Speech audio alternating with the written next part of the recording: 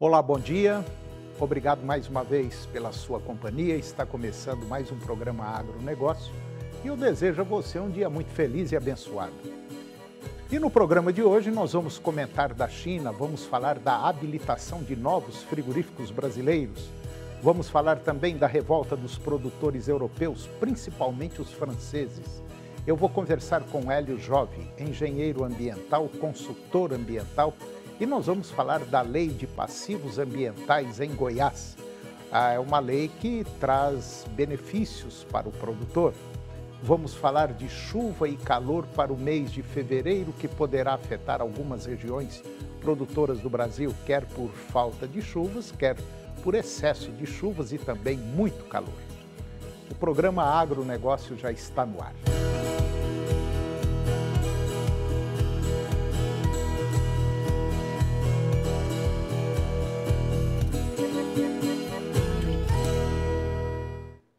Eu começo o programa de hoje falando da revolta dos produtores europeus que não parou até agora, já faz alguns dias, principalmente os franceses. O governo francês está sendo pressionado por agricultores para convencer o bloco europeu a encerrar as negociações do acordo com o Mercosul. Desde 1999, o acordo com o Mercosul é negociado e, no momento, está em fase de revisão. Mas as revoltas e preocupações dos agricultores europeus que temem a concorrência estrangeira diminui a possibilidade de um consenso.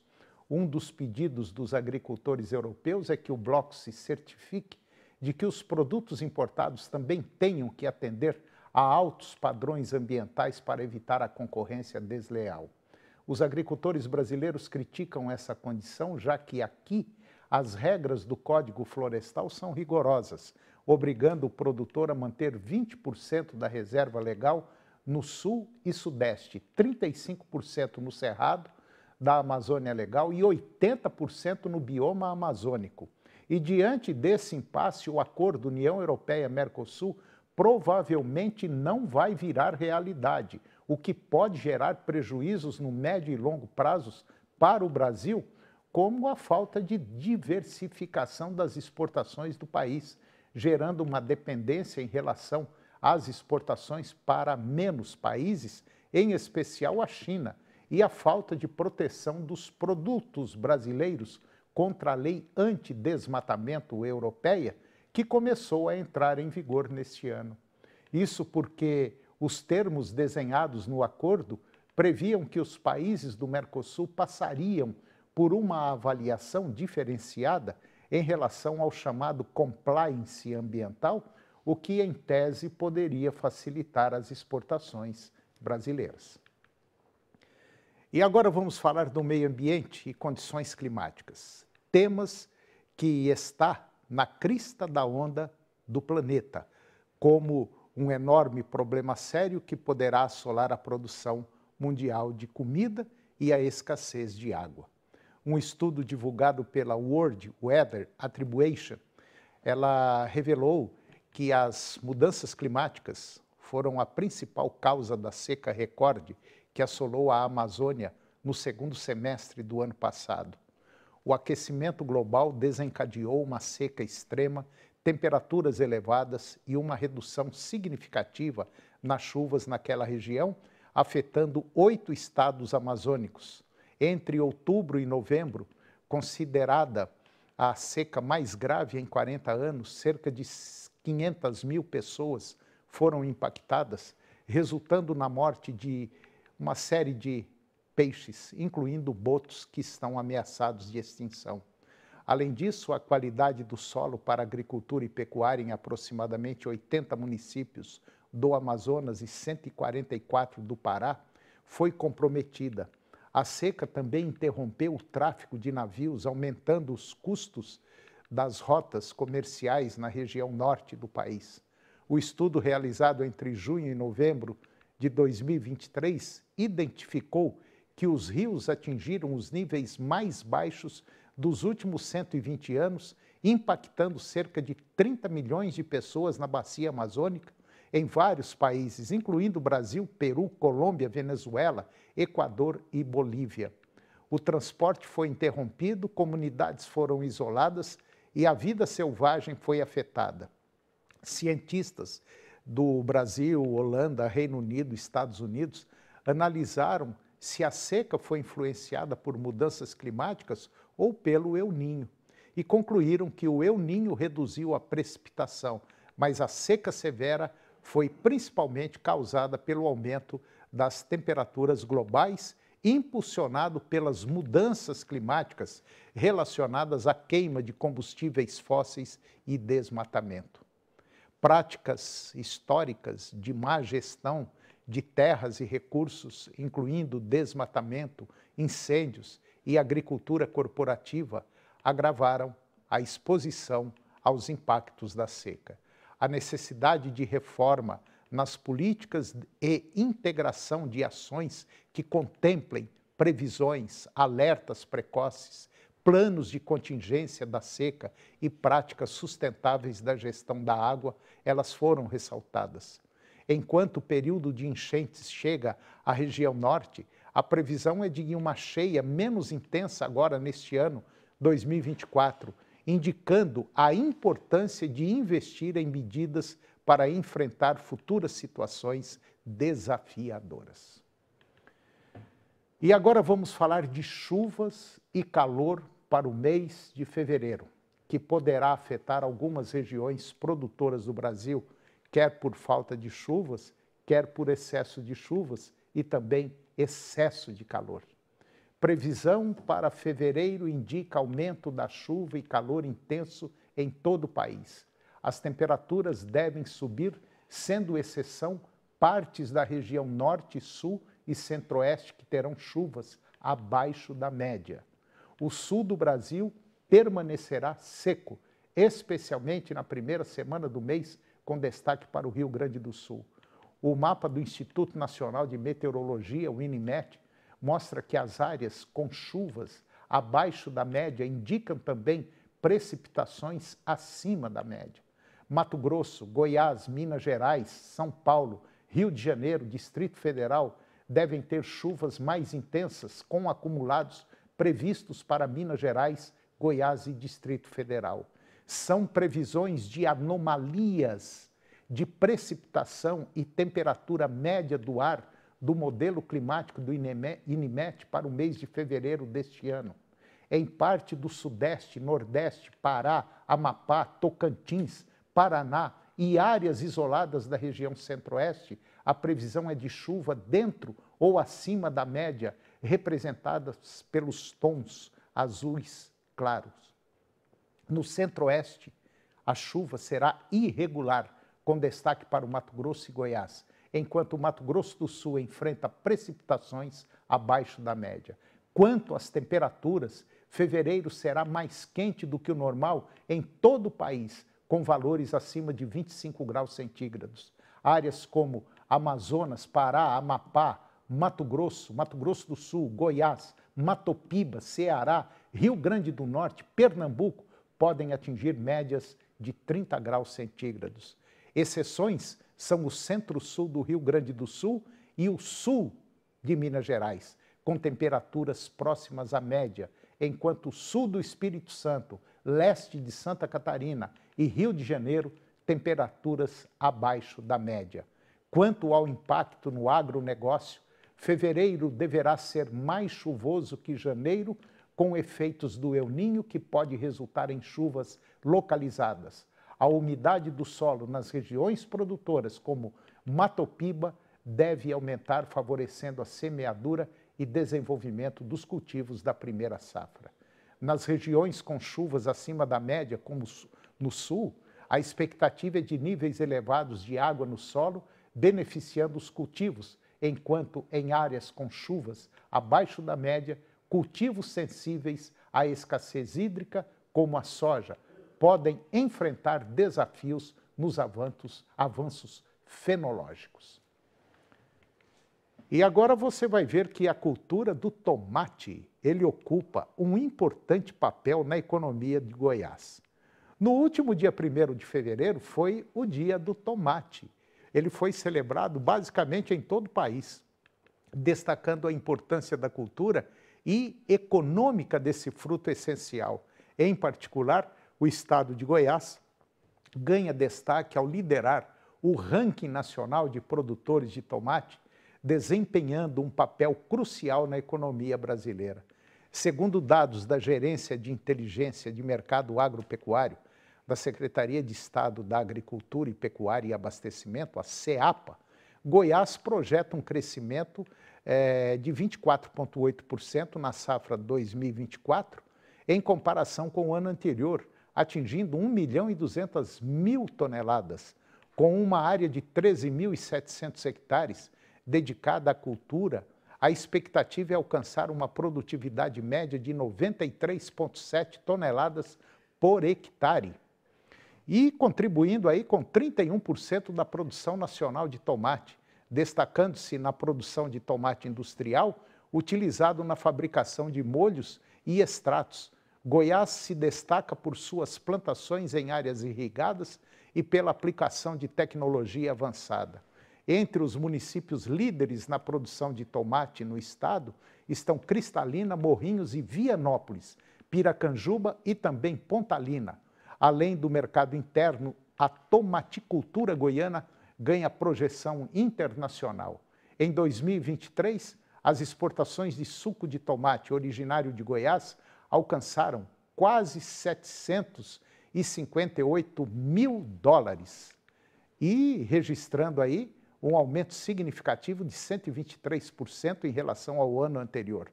Paraguai, Uruguai, Bolívia, Venezuela e Japão são os principais destinos das exportações de suco de tomate que é produzido em Goiás. E depois do intervalo, nós vamos comentar da China, vamos falar da habilitação de novos frigoríficos brasileiros. E eu vou conversar com Hélio Jove, engenheiro ambiental, consultor ambiental, e nós vamos falar da lei de passivos ambientais em Goiás. E o que essa lei traz de benefícios para o produtor. Nós voltamos já, é um minuto só.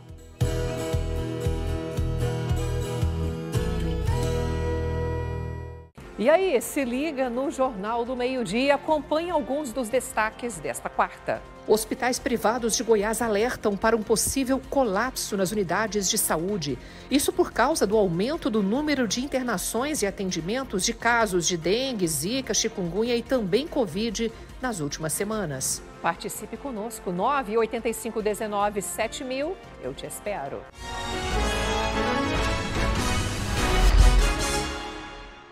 O que é o Senar Mais? É um programa do Senar que leva assistência técnica e gerencial para vocês produtores. Um técnico de campo irá te acompanhar por 2 anos. Ele fará um diagnóstico da sua fazenda, faz um planejamento junto com você, te orienta sobre tecnologias, manejo, oferecendo cursos para qualificação e o principal, fará o gerenciamento mensal da sua atividade.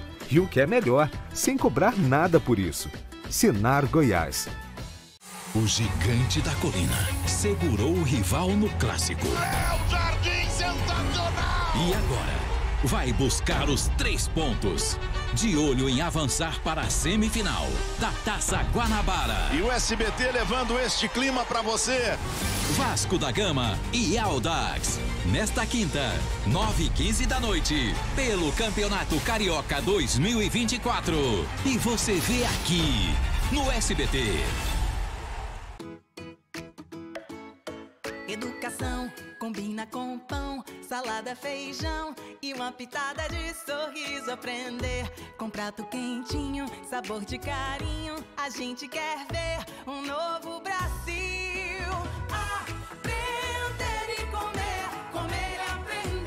O Programa Nacional de Alimentação Escolar, PNAE, está presente em todas as escolas públicas da educação básica. São mais de 50 milhões de refeições servidas por dia, com parte dos ingredientes produzidos pela agricultura familiar. E o governo federal, por meio do Ministério da Educação, aumentou em até 39% o investimento na alimentação escolar. Agora, são 5,5 bilhões de reais por ano. Porque comida de qualidade melhora até o desempenho dos estudantes.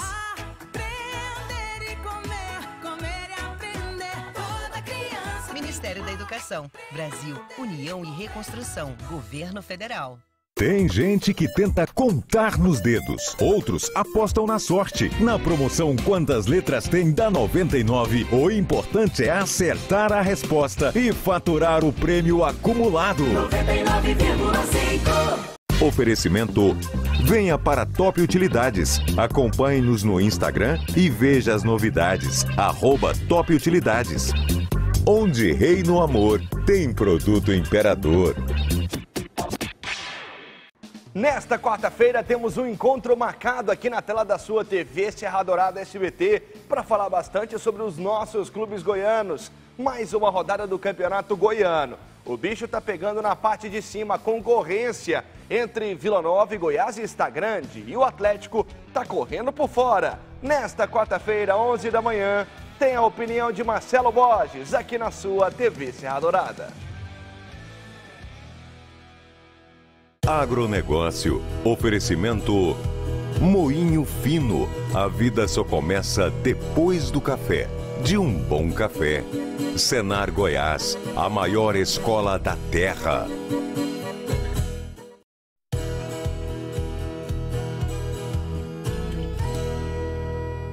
Nós estamos de volta e agora nós vamos comentar da China. Vamos falar da habilitação de novos frigoríficos brasileiros. A China deve habilitar até o final deste mês agora, de fevereiro, cerca de 20 frigoríficos para exportar carne ao país. Pelo menos é o que disseram fontes graduadas da indústria, segundo o Ministério da Agricultura. Os chineses auditaram 44 plantas nos últimos 2 meses. Na fila, existem plantas de companhias que já exportam à China por meio de outras unidades e de empresas que poderão estrear nesse mercado. A expectativa é que ao redor aí mais ou menos de 20, sendo a maioria bovinos, que serão auditadas presencialmente. E em dezembro, elas foram online.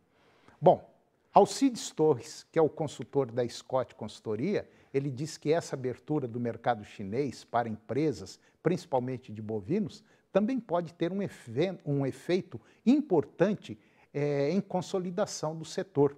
Isso porque companhias exportadoras tendem a se fortalecer economicamente por receberem em dólar e assim se distanciam daquelas que atendem apenas o mercado interno.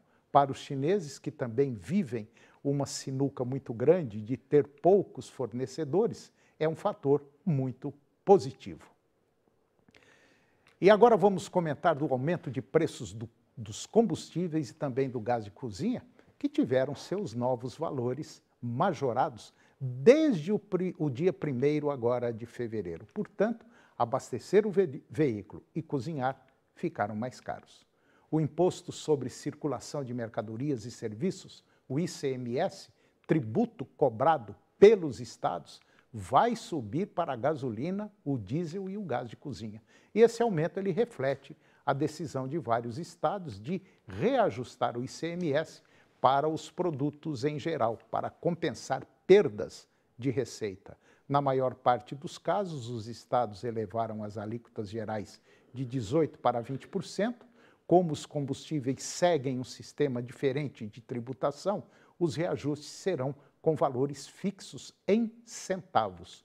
O aumento ele foi aprovado em outubro pelo Conselho Nacional de Política Fazendária, o CONFAS, órgão que reúne os secretários estaduais de Fazenda, e esse é o primeiro reajuste do ICMS após mudança do modelo de cobrança sancionado pelo ex-presidente Jair Bolsonaro em março de 2022. Anteriormente, o ICMS incidia conforme um percentual de preço total definido por cada unidade da federação. Agora o imposto é cobrado conforme um valor fixo por litro, no caso da gasolina, ou do diesel, ou por quilograma, no caso do gás de cozinha. E ao considerar o preço médio calculado pela Agência Nacional do Petróleo, Gás e Biocombustíveis, o litro da gasolina vai subir, em média, para R$ 5,71. No caso do diesel, o valor médio do litro aumentou para R$ 5,95, diesel normal, e R$ 6,00 para o diesel S10. É aquele que tem o menor teor de enxofre. E no caso do gás de cozinha, o preço médio do botijão de 13 quilos vai para aí na casa de R$ 100,98, era R$ 100,98 e vai para R$ 103,60. E agora eu vou conversar com Hélio Jove. Hélio Jovem é engenheiro ambiental, ele é consultor ambiental e nós vamos falar de um tema importante. Nós vamos falar sobre a Lei de Passivos Ambientais em Goiás, a lei de número 21.231 de 2022, que pode trazer aí benefícios para o produtor. Hélio Jove, bom dia, tá bom? Bom dia, Toninho. Mais uma vez, uma satisfação estar aqui com você, tá bom? Hélio, o prazer é todo nosso. Me fala um pouquinho sobre passivos ambientais. Que lei é essa? Olha só, Toninho, Goiás tem a legislação ambiental mais moderna do Brasil e trouxe essa legislação que também só existe em Goiás. Ou seja, se o produtor tem um passivo ambiental, ele entra com a declaração ambiental de imóvel, conforme a lei 21.231, e automaticamente ele vai se autodeclarar, vai fazer uma autodenúncia e ele vai conseguir resolver os seus passivos ambientais. E tem muita gente, né? Com certeza. Dificilmente não tem uma. Até o pessoal está falando, agora prorrogou, eu não preciso mais fazer a licença ambiental de pecuária extensiva ou agricultura de sequeiro, que prorrogou para 31 de dezembro de 2025. Não é bem assim, porque se você não resolver os passivos ambientais, você não resolve depois o licenciamento ambiental dessas atividades. Então, o primeiro passo é ele ir atrás desses passivos, verificar se ele tem passivo mesmo. E o que ele tem que fazer para saber se tem passivo ou não? Primeiro, ele tem que analisar o CAR, aquilo que a gente sempre fala. Como está seu CAR? Como foi requerido esse CAR? Está de acordo, está correto o perímetro da propriedade, a área de reserva legal, a APP? Depois, o principal, Tony, é se ele teve desmatamento sem licença, se ele tem alguma atividade que precisa de licenciamento ambiental e precisa regularizar. E duas datas muito importantes. Foi antes de 22 de julho de 2008, conforme o Código Florestal, que aí foi perdoado, ou, conforme eu disse que Goiás tem só Goiás tem essa lei, foi de 26 de dezembro de 2019, foi antes ou foi depois? Porque se foi antes, ele não tem que reparar o dano quando é área de uso alternativo do solo, pecuária e agricultura. Mas ele vai ser multado em R$ 1.000 por hectare, se for desmatamento de vegetação, cerrado, ou R$ 300 por hectare se for corte de árvores isoladas. Mas ele tem ainda 60% de desconto, faz uma audiência de autocomposição e regulariza sua propriedade. Se foi depois de 26 de dezembro, o problema é bem maior, Toninho, porque ele tem que fazer a compensação desse dano, que é 2 para 1. Bom, vamos supor que ele tem o CAR, foi feito o CAR, tudo bonitinho, tudo certinho. Aí ele tem dúvida. O que ele tem que fazer? Aonde ele tem que ir?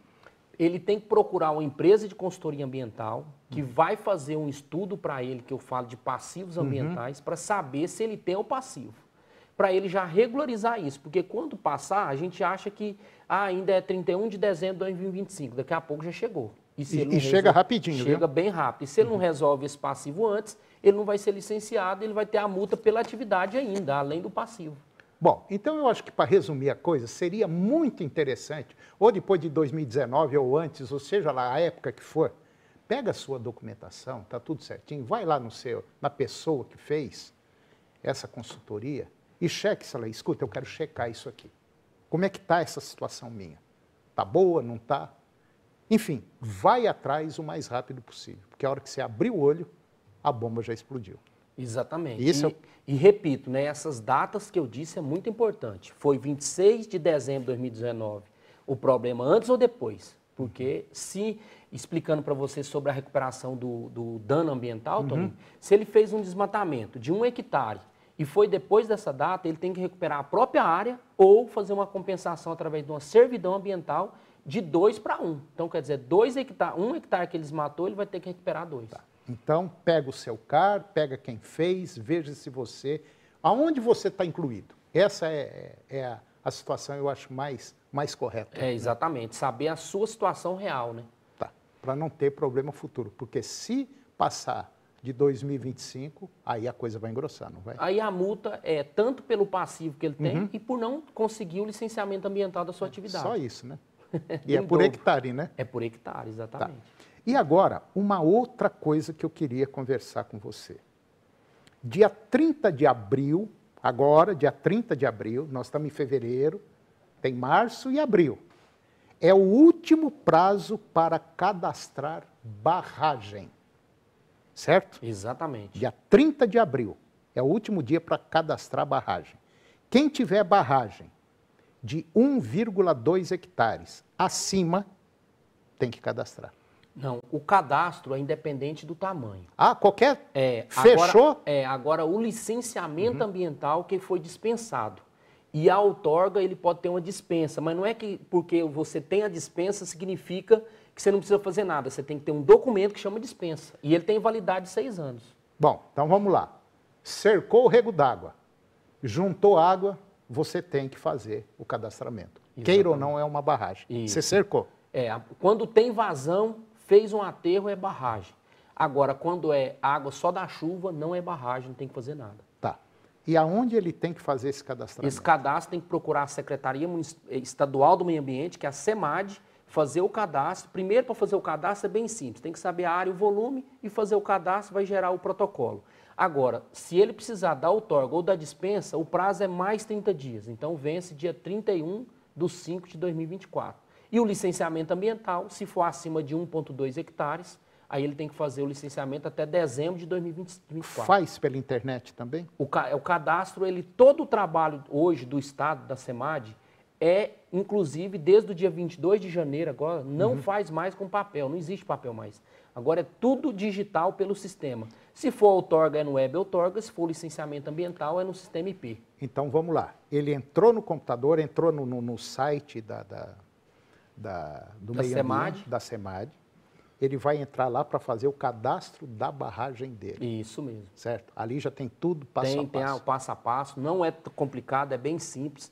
A questão é ter os dados em mãos, como área e volume. Tá. Aí você vai fazer o cadastro. Se depois passar de 1 hectare, de 1,2 hectares, aí a coisa já... Aí ele tem que ter o licenciamento ambiental. Agora, se for menor, ele tem que ter a dispensa de outorga também, que o prazo é 31/5. Bom, então, resumindo tudo, você tem 2 problemas para você resolver. Primeiro é o CAR, que é o seu passivo ambiental, e segundo, a sua barragem, que independente do tamanho, cercou, formou água, escorreu água, você tem que fazer o seu cadastro. E aí você vai procurar o seu consultor, o seu contador, enfim, a pessoa que fez o CAR para você, para resolver esse problema seu. E o terceiro seria o licenciamento ambiental, que venceu dia 31 de dezembro de 2023 e foi prorrogado para 31 de dezembro de 2025, que, conforme eu disse antes, está logo ali. E todo mundo tem que fazer? Todo mundo tem que fazer. Acima de 4 modos fiscais, quando for pecuária e agricultura. Só que, certamente, abaixo de 4 modos fiscais, eles têm mais um ano para fazer depois. Então, é de 2026 ainda. Bom, mas seria bom a pessoa que está nos acompanhando agora dar uma olhadinha direitinho e resolver isso aqui, porque o pessoal vai te pegar lá na frente. Se você quiser informação mais a miúde, liga para o telefone, liga lá para o Hélio Jovem, bate um papo com ele, o telefone dele é o 6405-7480, eu vou repetir, é o 629-8405-7480. Liga para ele tem um pessoal lá especializado, vai te dar todas as dicas de como deve, o que deve e quando deve fazer. É isso, né, Hélio? Exatamente, Toninho, eu sou online, se me chamar eu respondo rápido. E falando sobre essa questão de prazo, a Secretaria do Meio Ambiente passou da 10ª arrecadação para a 3ª. Então, quando vencer esse prazo, com certeza vai ser muitas multas. Tá certo. Hélio, muito obrigado. Obrigado mesmo. E daqui uns dias você vai estar de volta para a gente bater mais nessa tecla aqui. Um abraço, perfeito, obrigado. Toninho. Abraço. E eu termino o programa de hoje com a seguinte frase. Não tema crescer lentamente. Tenha medo apenas de ficar parado. Um grande abraço, muito obrigado pela sua companhia, que Deus os abençoe e até o próximo programa. TV Serra Dourada SBT Goiânia. Agora suas manhãs têm mais alegria na TV Serra Dourada com Silvier Alves, de segunda a sexta, às 11h15. A seguir, Primeiro Impacto Continuação.